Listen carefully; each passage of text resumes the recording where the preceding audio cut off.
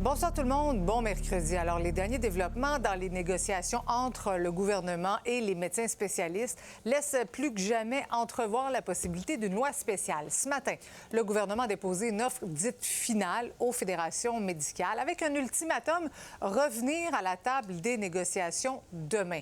Eh bien, l'offre a été refusée. Mathieu, les médecins spécialistes proposent donc de recourir à un arbitre.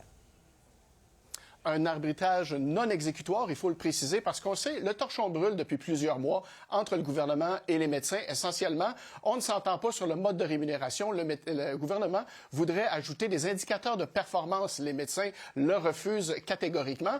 Et donc, les négociations sont rompues. Il n'y a plus de médiation. On procède par offre et contre-offre. C'est la quatrième que déposait ce matin la présidente du Conseil du Trésor, flanquée de son collègue ministre de la Santé, Christian Dubé. Et effectivement, on parlait d'une offre finale. On écoute donc le ministre Dubé, suivi de la réaction de la Fédération des médecins spécialistes. Les Québécois, malheureusement, ils sont tannés d'attendre. Donc, je pense qu'il y a urgence d'agir. Et c'est pour ça qu'en fait, qu'on redemande aux médecins de revenir aux tables. On a vraiment été estomaqués de constater qu'il n'y avait rien de nouveau dans l'offre. C'est 4 fois la même chose, en fait, avec certains reculs même. Ce n'est pas un projet de loi qui est constructif, c'est un projet de loi qui est punitif, où en gros, ce qu'ils nous disent, c'est que les médecins ne travaillent pas assez. Et Mathieu, il faut aussi maintenant parler de ce nouveau sondage qui est dévastateur, disons-le, pour le premier ministre, qui a été dévoilé aujourd'hui.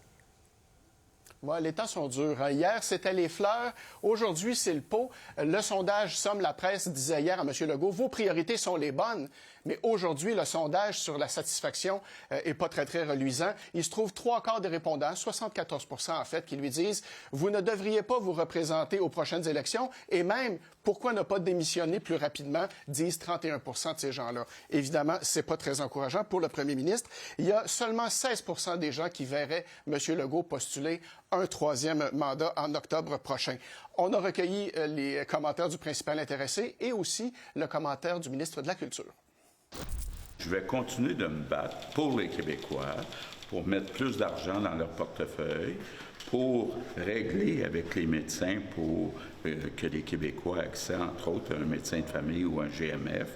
Je vais continuer de me battre. Puis en octobre 2026, bien là, ça ne sera pas est-ce que j'aime ou j'aime pas le gouvernement, ça va être qui choisit. À un moment donné, on gouverne, on fait ce qu'on a besoin de faire. M. Legault a toute ma confiance, il a toute la confiance du caucus, du Conseil des ministres, donc on avance. Alors, Marie-Christine, on va voir si M. Legault va réussir à relancer la machine en sa faveur. On verra ce qui sera répondu sur la proposition d'arbitrage non exécutoire de la Fédération des médecins spécialistes, parce que là, il y a affaire avec Lucien Bouchard aussi, un homme qui pourrait lui être utile s'il réussit à relancer un dialogue. On verra comment les choses se passeront dans ce dossier-là. Mais une chose est certaine, M. Legault est très content de n'avoir aucun espèce de successeur avéré au sein de la CAQ parce que les couteaux pourraient voler très, très bas avec ce qu'on apprend dans les sondages aujourd'hui. Oui, c'est clair. Merci beaucoup, Mathieu.